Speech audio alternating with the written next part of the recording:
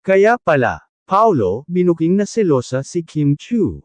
Grabe, sa isang candid na moment, hindi napigilan ni Paolo Avellino na ibuking ang totoong ugali ni Kim Chu pagdating sa usaping selos.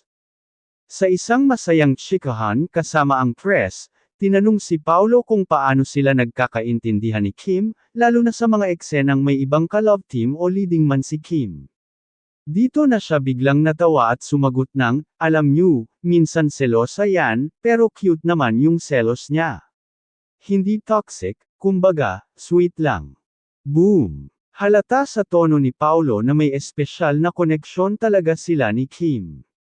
Dagdag pa niya, minsan nga tinutokso ko siya. Sinasadya ko para makita ko yung reaksyon niya. Pero sa huli, natatawa na lang kami pareho. Hindi rin itinanggi ni Paolo na napakaalaga ni Kim sa kanya, lalo na kapag sila'y nasa set o kahit off-cam. Si Kim, very thoughtful. Pero kapag may nakita siyang girl na masyadong sweet sa akin, nako, medyo nagiging alert siya.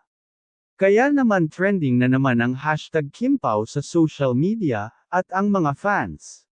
Super kilig at sabay-sabay na nagtatanong, selos na nga ba ito ng isang girlfriend? Abangan natin kung may aaminin na nga ba silang dalawa, o patuloy lang ba tayong kikiligin sa mga paaring at palitan nilang dalawa.